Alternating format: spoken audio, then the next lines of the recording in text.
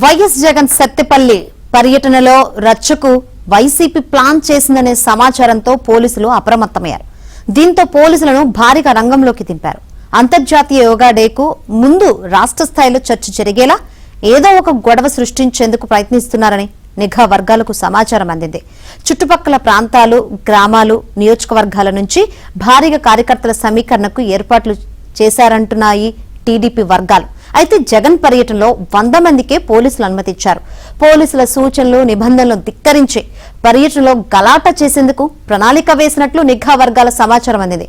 అటు పొదలి పర్యటనలో వైసీపీ శ్రేణుల దాడుల నేపథ్యంలో పోలీసులు అప్రమత్తమయ్యారు.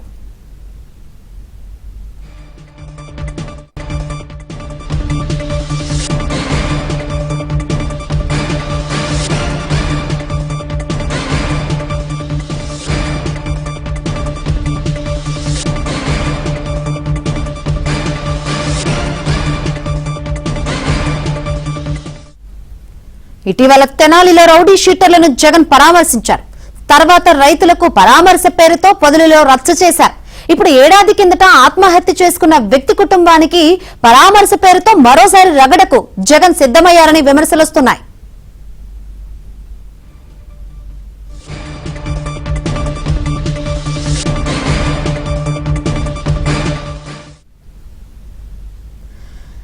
పల్నాడు జిల్లా సత్తెనపల్లి నియోజకవర్గం రెంటపాళ్ల ఉప సర్పంచ్ కొర్లకుంట నాగమల్లేశ్వరరావు ఏడాది క్రితం ఆత్మహత్య చేసుకున్నారు. ఎన్నికల్లో వైసీపీ గెలుస్తుందన్న సర్వేలు నమ్మి బెట్టింగ్లు పెట్టి డబ్బులు పోగొట్టుకుని దిక్కుతోచిన పరిస్థితిలో ఆత్మహత్యకు పాల్పడ్డారు. 2024 ఎన్నికల ఫలితాలపై భారీగా బెట్టింగ్లు జరిగాయి.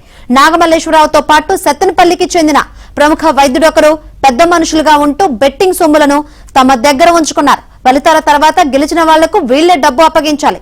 అయితే ఆరా మస్తాను సర్వే తర్వాత నాగమల్లేశ్వరరావుకు ఆశ పుట్టింది. స్వయంగా వైసీపీ నాయకుడైన ఆయన మళ్లీ జగన్ సీఎం అవుతారంటూ 1.5 కోటి పైగా సొమ్మును బెట్టింగ్ లో పెట్టారు.